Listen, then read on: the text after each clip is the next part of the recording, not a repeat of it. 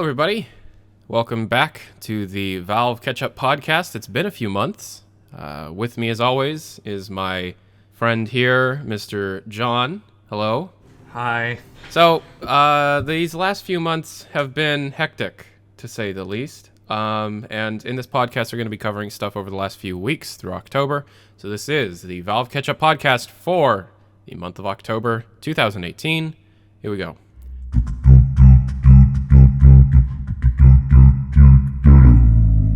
All right, to get stuff started is, of course, the thing that I'm sure most of us want to get out of the way, and that's Artifact.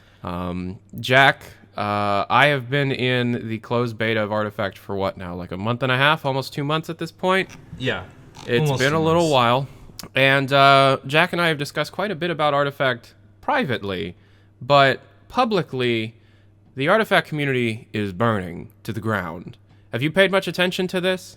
I go on the subreddit sometimes and it just looks sad, so I just close the tab. So, okay. So here is the series of events. Gabe Newell came out on stage, TI-8, a year after Artifact was announced. And up until this point, we had only really seen like 2 9-minute shot on a monitor with a camera pointing at a screen, gameplay pieces of Artifact, and a few interviews. Gabe Newell comes out 1 year after the announcement and tells everybody that has a TI-8 ticket that you have gotten a free copy of Artifact and you will be added into the Artifact open, closed, whatever beta in October. A week later, this is put forward even more with PAX, and everybody attending PAX also receiving 2 free copies of the game, and both of those copies come with access to this October beta. Well, what day is it? October 29th? Yeah. That we're filming this? It is Monday, October 29th that we're filming this. There is no beta. No beta was released. I personally, like many people, tried to purchase access into the beta initially on eBay. I think it was like $80 for everything, the bag and the t-shirt and the codes. And I have friends that there are people that spent upwards of $200 to get into this closed beta. Now here is the situation. The beta is no longer a beta. People that had this code get access to the game on November 19th. Which is 1 week before the game's full release on November 28th or November 27th. That's no longer a beta, it's a pre-release copy, right? Like, it just 7 days, it's not going to be that much different from the final product. I mean, there are last-minute patches, but a week is kind of ridiculous. As from the perspective of a person in the closed beta, I expected to be playing with people by now, right? I expected to be able to stream it by now. And there are many people that were under the assumption that they would be playing it by now. There have been many giveaways.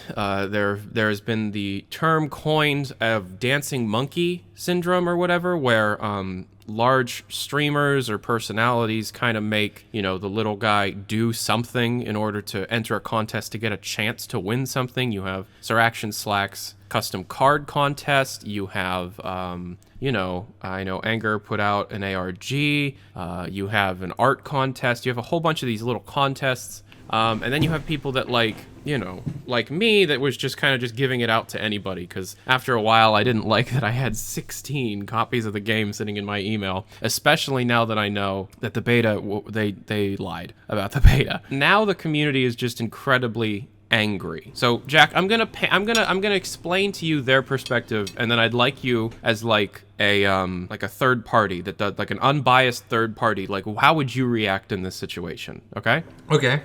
They announced back in March, I think, that in Q1 2019, there's going to be a $1 million Artifact tournament that anyone can enter, right? Anyone that's playing the game.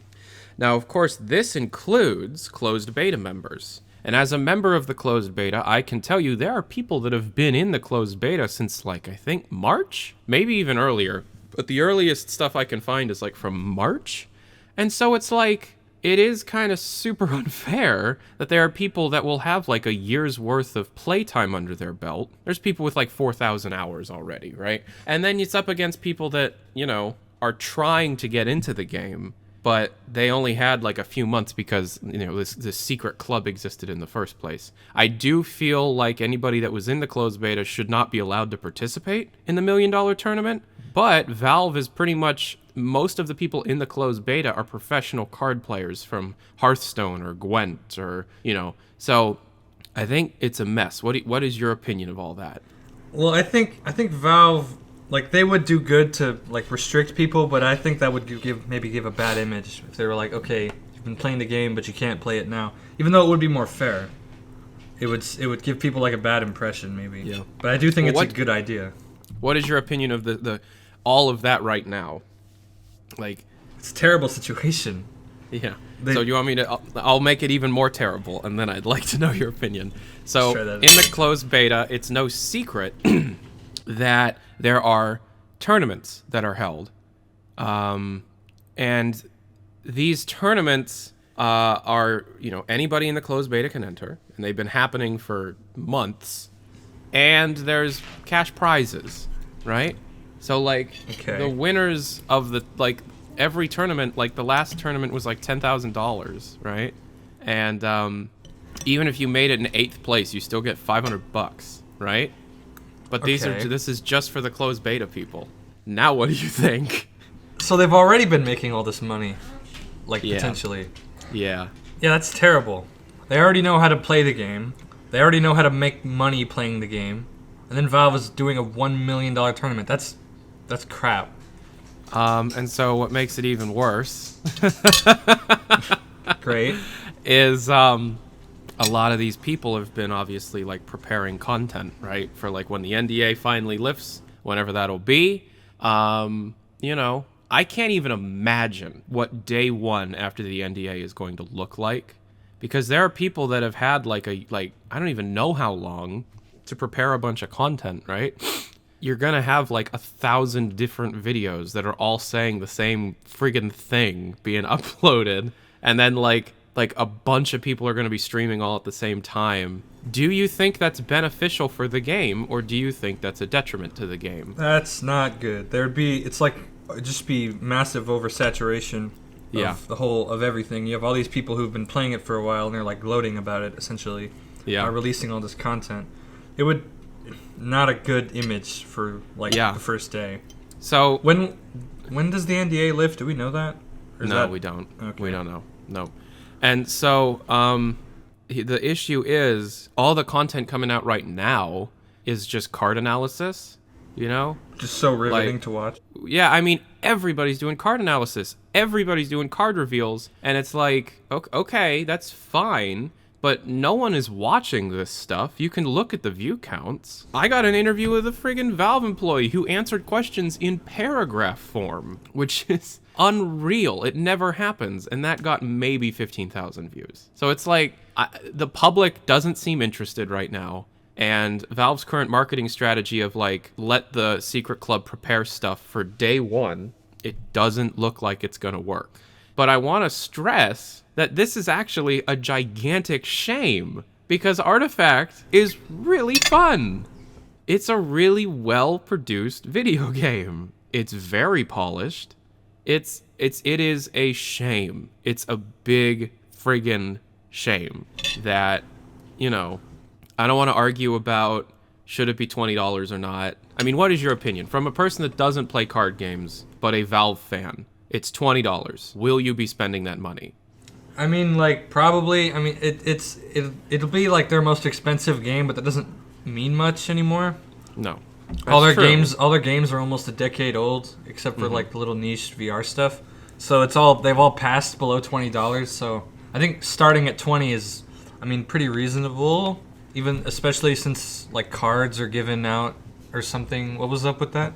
So you get for $20, you get access to the game, and with the game, you get 2 base decks of 54 cards each, part of the quote-unquote base set. And then you get, I think it's either 12 packs of 10 cards or 10 packs of 12 cards. I think it's 10 packs of 12 cards, and each pack is guaranteed a rare. There's 288 cards in the first set, and the first set's called Call to Arms. And, you get 120 cards up front, You will get duplicates. There is no duplicate protection, but with duplicates, you can sell them on the Steam community market and then buy other cards. That's like the big draw. But there is no card-to-card trading between players. That is not available day one and may never be available. So that is the current economic system of the game. And I mean, I think I know why they don't want player-to-player trading for cards, because if you have player-to-player trading, that opens up the easy ability to have a third-party website. Gambling for cards. Like gambling for cards, or like a third-party marketplace where you can get PayPal cash. I mean, eventually that will exist. You can't, limit player-to-player trading forever. But I think maybe you'll be able to buy packs for friends or something. They obviously want to try and stay away from the gambling side of things. But to be honest, there is no, at least from the perspective of a closed beta person, in the closed beta, you just have access to every card, right? I mean, when the game comes out, they wipe that and you have the same number of cards as everybody else. But like, to test stuff, you have access to every card. I really don't know what it's going to be like when people have to open packs for cards. It's a mess. And the community, rightfully so, is very, very angry. Because there are a lot of people that got burnt buying these codes. I have a lot of friends that went out and bought codes. These codes are essentially worthless because it gives you a week early instead of a month and a half like everybody thought. And there's a lot of people that went out and bought the codes under the idea of, I'm going to be a professional Artifact player, I'm going to win the $1 million, And that's what you want, but then you shouldn't lie to those people, I don't know. There isn't a single piece of content that doesn't get downvoted unless it's just, complaining about the state of the community or a meme. It's bad. And I do think that Valve has a really big, like I said, an uphill battle in front of them. Do you have any thoughts about this? I know you're not as involved in the Artifact stuff just yet, but you'd like to be. You just can't be right now. Yeah, I would like to learn how to play it because it seems like it's really good. Okay, it seems like Valve doesn't know how to market things at all. For their big titles 15 years ago, they did. They had commercials, it was like mainstream marketing. You had commercials and ads in print and on websites. Yeah. But for everything, like the little VR games and like even CSGO, like updates or whatever, they just push them out and then they just hope people see them. And for CSGO and TF2, people do. But for a new game, I don't know if people really will. Artifact is a little infamous right now because the tagline, the Dota card game, whatever. Mm-hmm. But I think they need to do something to get past that, but I don't know what that would be exactly. Maybe if they actually tried to market it originally, like they used to, maybe that would help. So I'm trying to see this from the perspective of a Valve employee. It seems like they're kind of stuck in the past, which is funny. I mean, you have very few people that are still around from Half-Life 2 era, right? But at the same time, they really haven't had to push something as hard as they're going to be trying to push Artifact in a really long time. You can bring up the niche little VR games, but to be honest, they haven't released their real VR games. All we have is the Lab and Destinations and Steam VR Home. Those aren't games. That's tech demos and just the platform, So it's like, I'm worried that they think that all they need to do is put it up on the front page of Steam, Because they own Steam, so all they really need to do is just use the platform that they have. But that's super duper unfair because they're an open market, and I understand that it's like they own it, they can do what they want. But if they play it fair, they'll learn just how oversaturated their platform really is. And if they don't play fair, they're going to piss off a lot of the people on their platform, Like if they're giving themselves special treatment. Exactly. Like if they just put it on the front page of every single person's computer, yeah, you'll make some sales, but you're going to piss off all the AAA people currently on your platform. You have Bethesda pulling out with Fallout 76. That's a huge loss, but it makes total sense. Valve takes 30. Yeah, the people need to remember that. Valve takes 30% out of every transaction that takes place on their platform, regardless of their involvement. 30% is a lot of money. So it's like, yeah, but people are always complaining, like, why do we need so many launchers? It's because Valve takes 30%. That's why we need so many launchers. That's why Fortnite's not on Steam. That's why 76 isn't on Steam. That's why Destiny 2 wasn't on Steam. That'll become more and more of a trend because eventually people are going to realize that, yeah, Valve has like a super expensive, incredibly polished server system that they've built over like almost 2 friggin' decades. But if all you want to do is digitally distribute a game, you don't need to be on Steam if you're a big enough company. Bethesda can do it fine. So I think I think either this game is going to it's gonna do okay. There's a baseline. Oh, like obviously it's a Valve item. It will do okay, at least. But I can't guarantee that this will be in the top 10. I doubt it will be.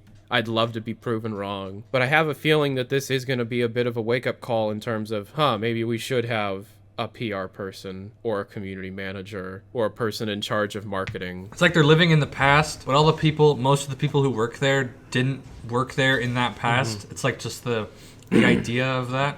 You have like the few people that are still there from Half-Life 1 and 2 being like, no, print advertising is dead, we own Steam. There you go. I mean, Lombardi is like the only one that really is truly in charge of this kind of stuff, and I haven't received a Valve press email about Artifact in months, so I don't even know what the hell's going on.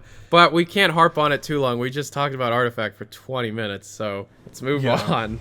Other things have happened. Yeah, so the next thing on my list is just the VR marketplace in general right now, and VR is scary. Everything is scary right now. Valve could be right. Valve knows what they're doing maybe, but maybe they don't. We'll see. Jack, you're still not really that involved in the VR scene just yet, right? You still don't have a Vive. My friend bought a Vive, and I want to go play it, but, like, not yet. There's new Valve data on exactly how many people own headsets and have them registered to Steam. This was reported by Road to VR. However, it was, Valve just revealed this during Melbourne Games Week. Which was the same showcase that they announced that they're finally going to have the Australian dollar incorporated into Steam. So as of right now, there are 647,000 VR headsets that are registered to Steam. That sounds like a lot. It is not. That's not many at all. That's like less than 1% of Steam's user base. Out of that, 274,000 are HTC Vives, 47,000 are mixed reality headsets, and 13,000 are Vive Pros. That means you only have slightly more than half of that number being non-Oculus headsets, which doesn't bode incredibly well for Valve's open garden OEM design philosophy of it all. Like, as a person that owns a Vive, and as a person that pays very, very close attention to the VR market in general, it seems like Oculus has better selection of titles on their store. There's not a whole lot to say about this other than, where are the VR games? Where are they? Who is it? Was it Robin Walker that said this time next year you won't be disappointed? No, that Greg Coomer. Okay. And that was said 2016. Yeah. That was 2 years ago. More than 2 years ago. The Dev Days was in August, right? Yeah. Over 2 years ago. Over 2 years ago, he said sometime next year we won't be disappointed. It's 2 years. I'm disappointed.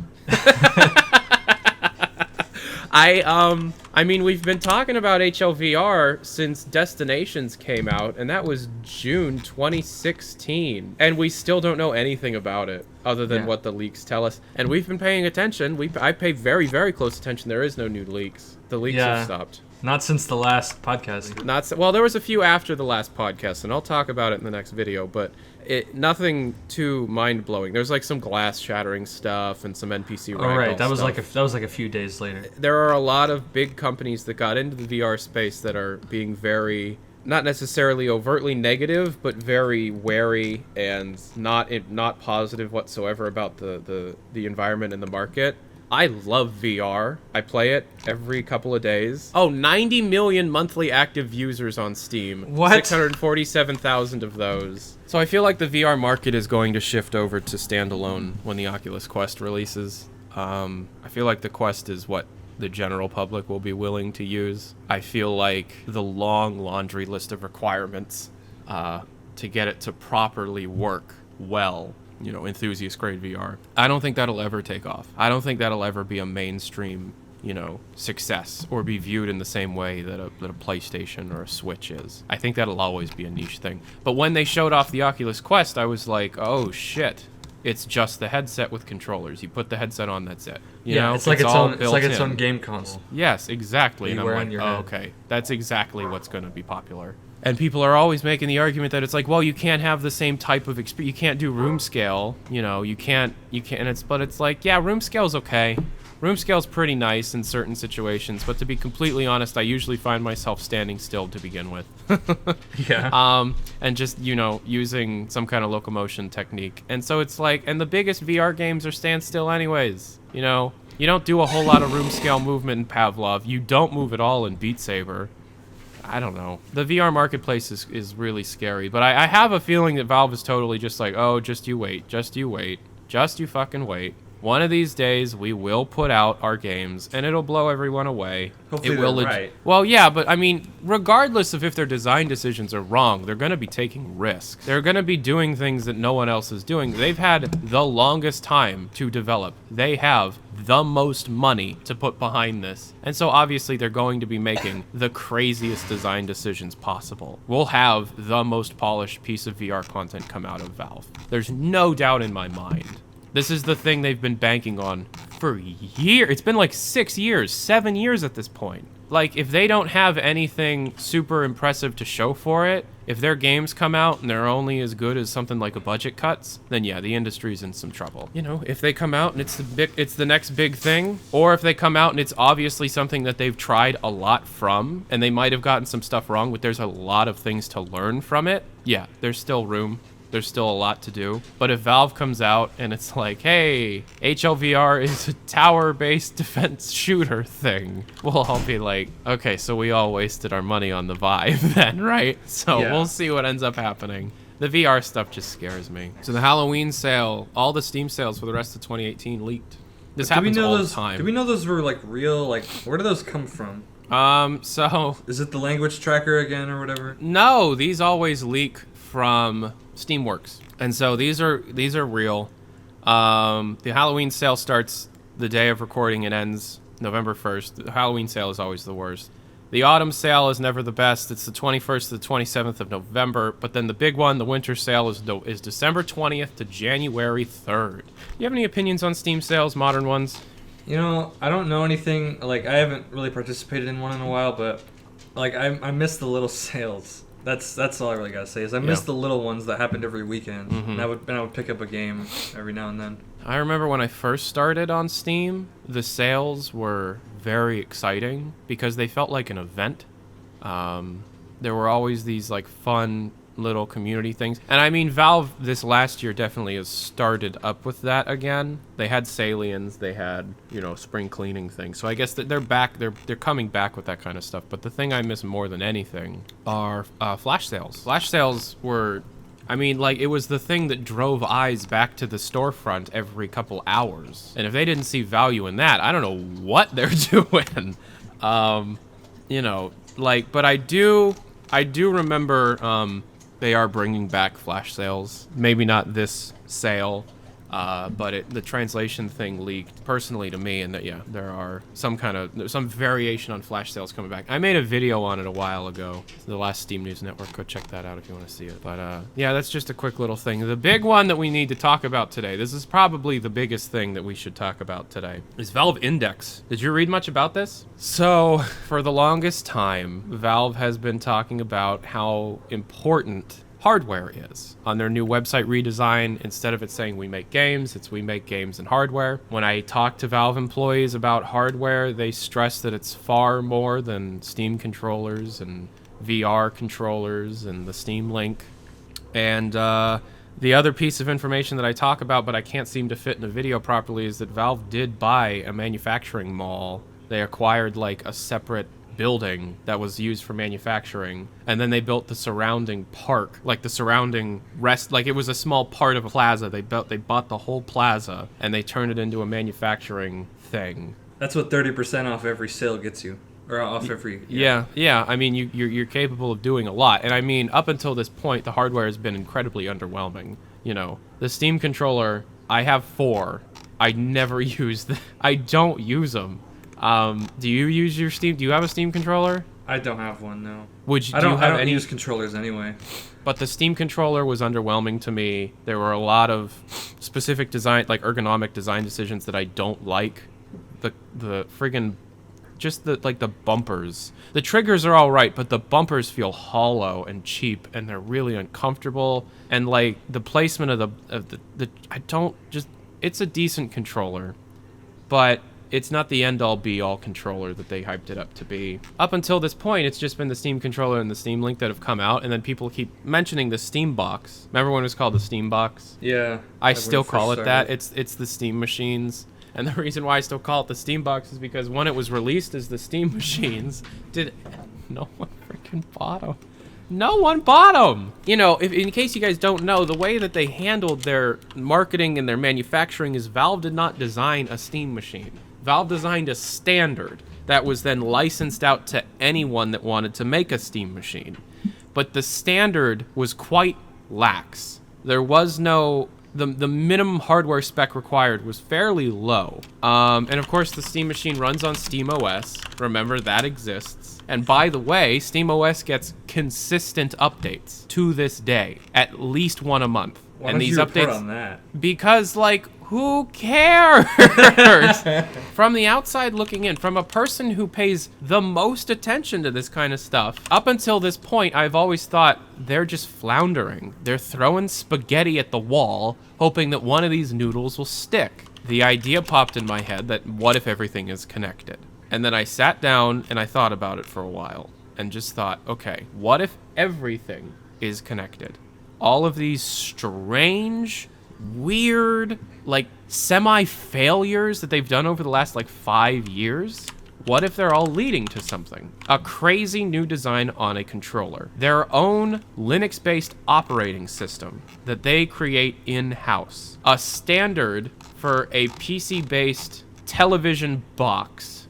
Over 5 gigahertz over-the-air game streaming, low latency, a hardware development mall, a hardware development and manufacturing team in-house at Valve, the next generation Steam machine. I was gonna say, what was up with Proton? Like, it seems like they didn't get a lot of and press. Proton. Proton got a decent amount of press. Proton is just, it was kind of just like a front end or a... It cleaned up Linux gaming. A lot of what it could do, you could already do, but usually each game needed its own individual installation of Steam.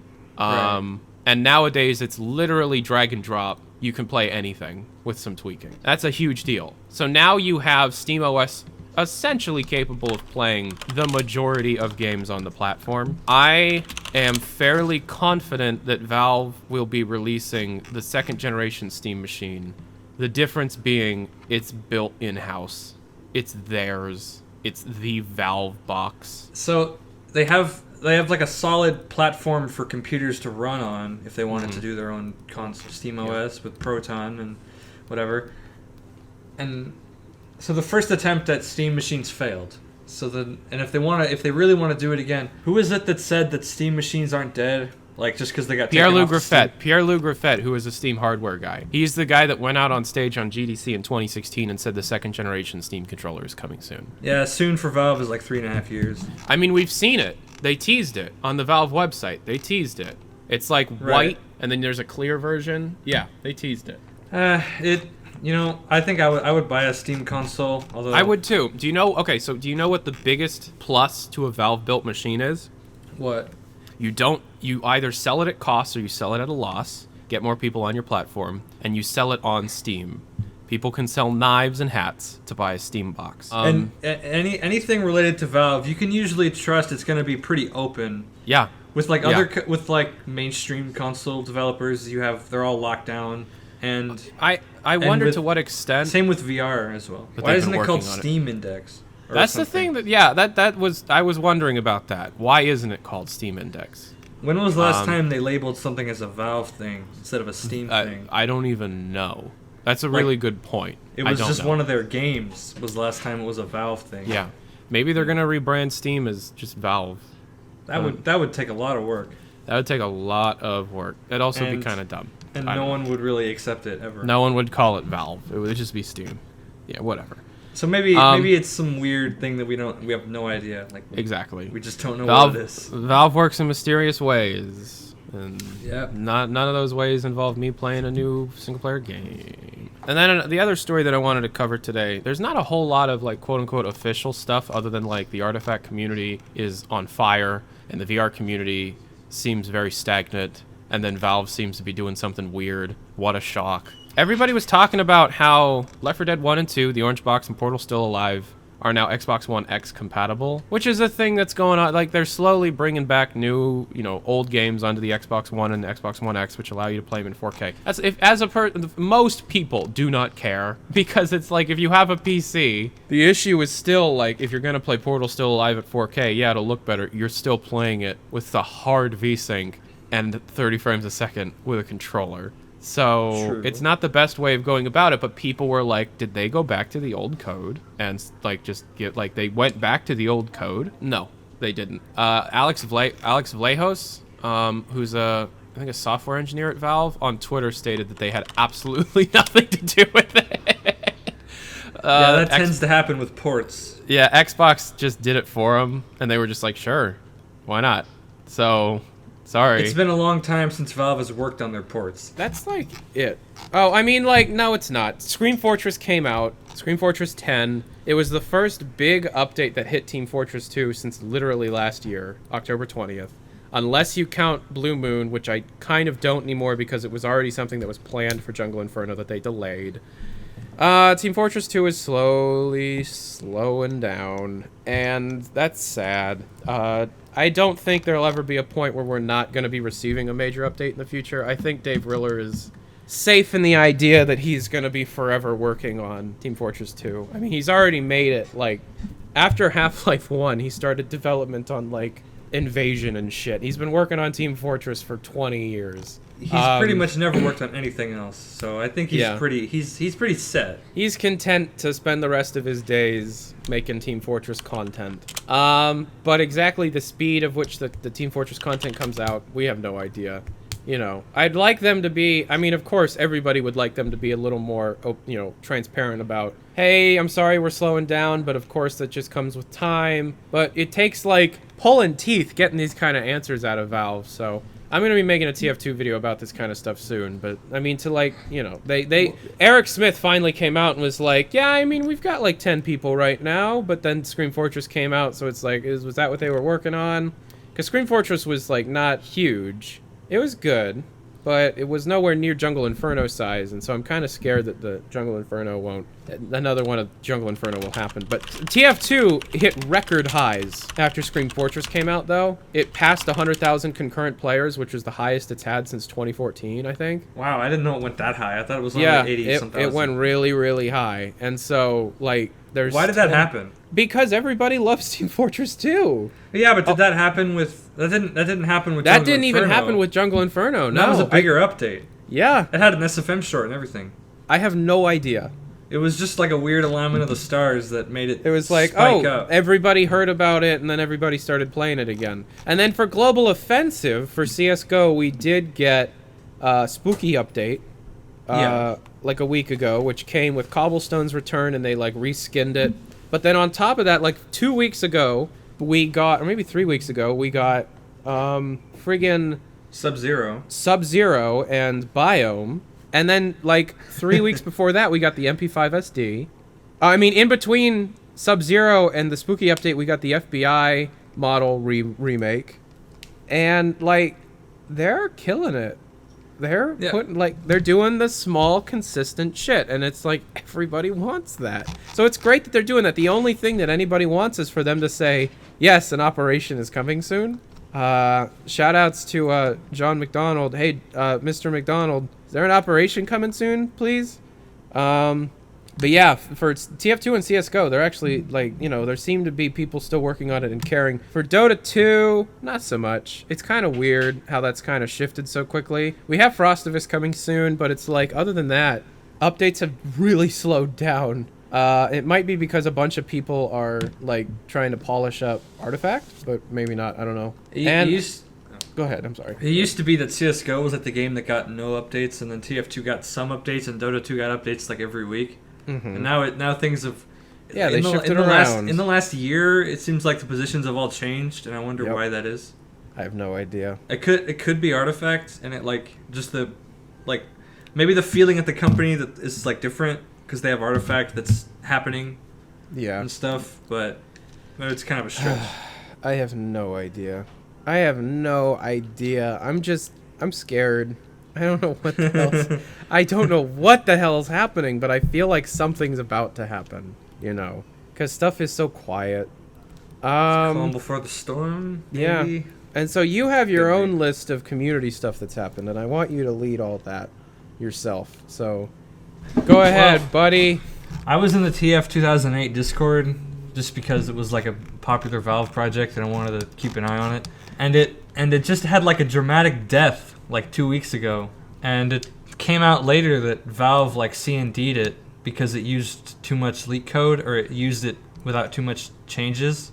And then like they just self-imploded after that. So Team Fortress 2008, I remember hearing about like a month or two ago. Yeah. And almost immediately I was like, they're not gonna let that happen. If you guys remember Team Fortress 2 Classic, it's like what that game originally was before they went in its own direction. Well, not even. So like Team Fortress 2 Classic initially still was adding a few interesting concepts. Very, very first Team Fortress 2 Classic thing was literally the compiled build from 2007 that they pulled off of the Steam Depot downloader.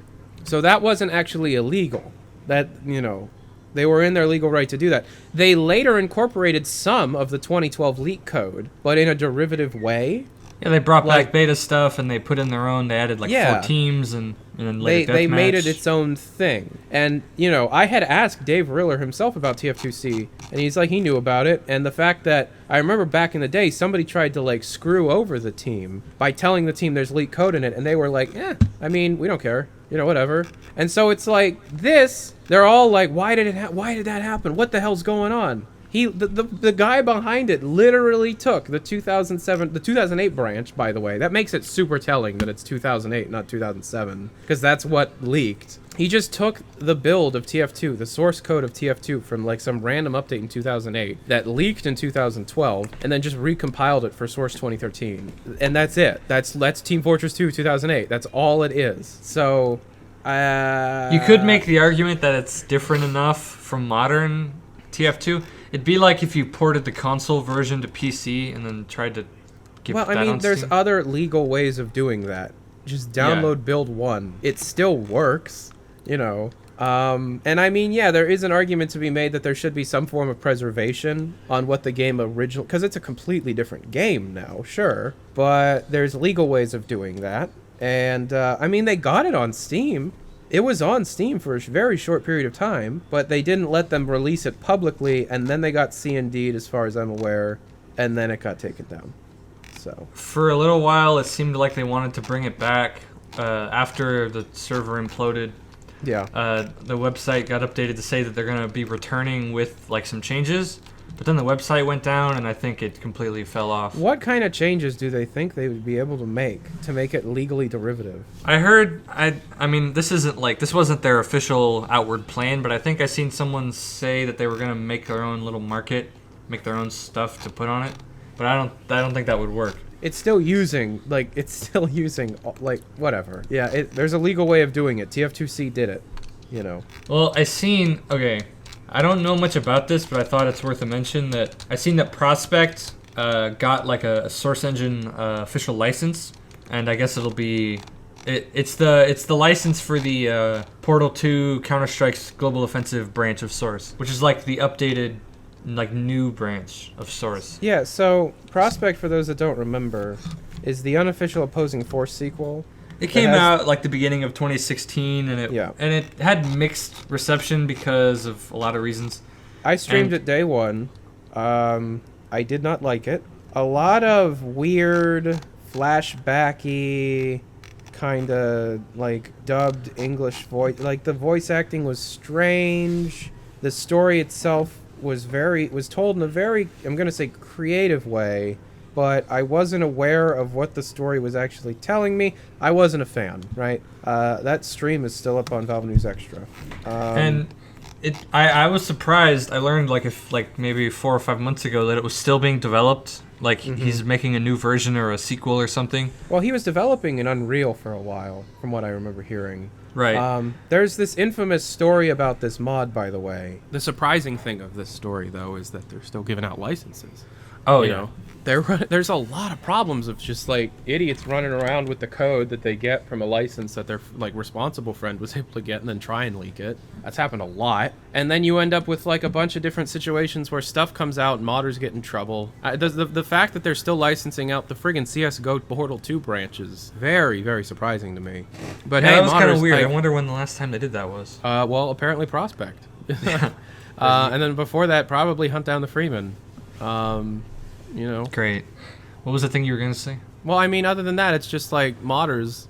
Looks like you can still get a license if you try hard enough. I don't know if it's still like $50,000, but, you know. They told everybody Source 2's development tools would be out in 2015, and they'd be free. So maybe funny. just hold out for that for another 10 years. Maybe you'll get that.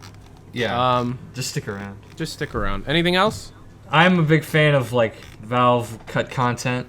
Like, Oh, yeah. Just as an idea, and so in the Half-Life 2 beta community scene, there's been some really cool stuff happening.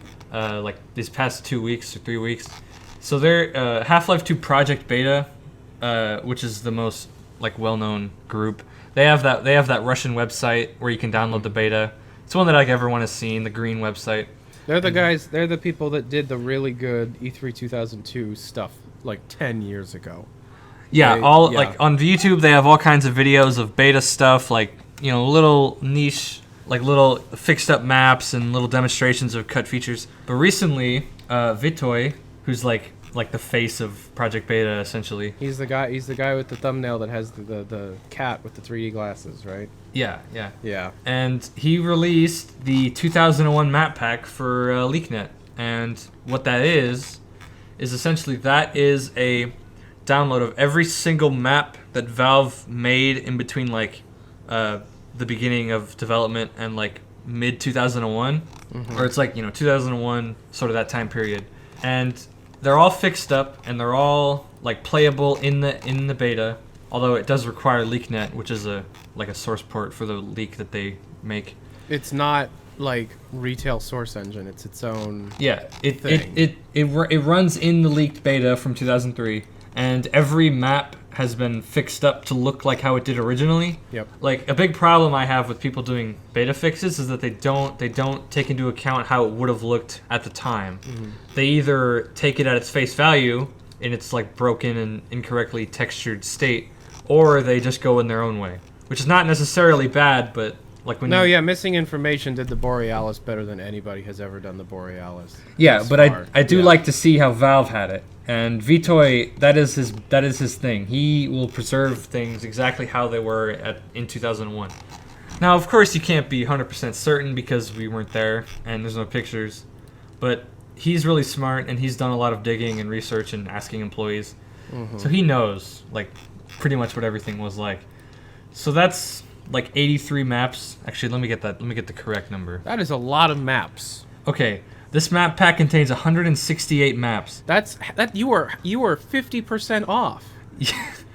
I don't know what I was thinking of. I was thinking of something else. And it includes everything that the beta is like known for. If you're not really deep into it, like it's got the Borealis, it's got Vertigo, it's got the old Citadel, the Wasteland, the things that the beta of Half-Life 2 is known for. It's all here in the map pack. It has I'm excited Air to Exchange. stream this. I'm excited to stream this. This sounds fun. It has Air Exchange and like all the early maps. It also has a lot bunch of people. of. Go. I'm sorry. It also has some like.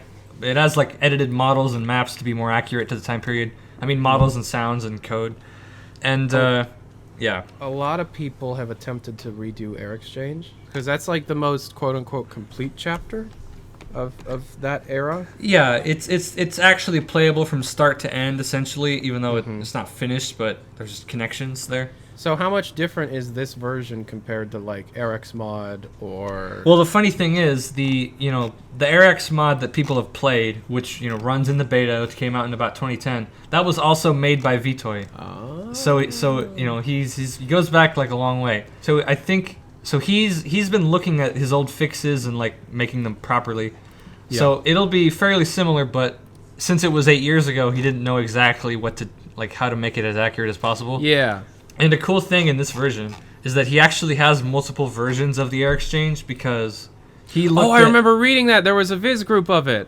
Yeah. Yeah. So he was able to look at certain environment map textures and also at the maps themselves. He was actually able to uncover an older version of Air Exchange than what is present in the map pack, the leaked map pack. I know, but is it just empty with like no entities in it? It's just the geometry, or did he like make it a map?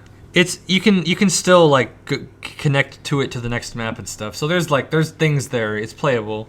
Okay. But it's not as finished as the more recent one, of course. And it's really just awesome. I've been playing like early versions of this map pack for like a month or two, and it's really worth your time if you're into beta. Who it's isn't? not. Yeah, I know. Yeah. But there's a text file which has a list of every map and what it is and the name, so you can load it yourself, and it's really cool. And this is what people have been pretty much wanting for years, and now it's here. So you're saying there's other stuff from 2002? Is there going to be a 2002 thing? Do you think? Yeah. The next. So they have it divided into eras. So I don't know exactly how they divided it up, but they have their own little methodology. What is it like New York pre-European, post-European kind of stuff?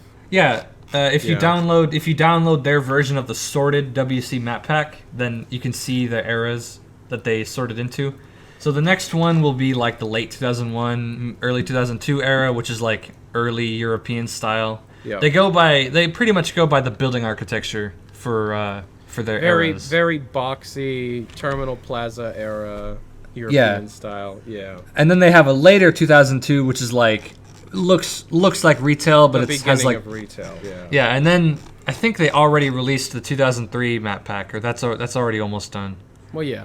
It's like the stuff from the playable beta, which is playable in the leak. Yeah. But fix that. Right. And that Project Beta, Half-Life 2 Project Beta is really where it's happening right now. Yeah. I think I can safely say that. Damn. And I don't know what their next release is going to be specifically. Last month, they released Mega Patch 4, which was huge as well. 0.1. In July, they released Mega Patch 4, which was huge. It had a bunch of new model and fixes, code fixes. Basically made the beta playable with a lot of new community-made recreations. And this month, they released Mega Patch 4.1 with some bug fixes and whatnot. So, yeah, this is just where it is right now for beta. Yep. Half-Life 2 beta. Half-Life 2 beta. Yeah, I mean, but there isn't really much else, but yeah. I actually helped them write their English README because they always come to me for their English READMEs. Oh well, I think we can cut it out there. I don't think there's really anything else we should mention. That's about it. So that's the thank you everybody. That is the Valve Ketchup Podcast for October 2018. I'm your host Tyler McVicker, and I have been joined by my good friend John. Hi, I've been here the whole time. He's been here the whole time, and so thanks for watching, guys. As always, have a good day. Thank you, love you, adios. Adios.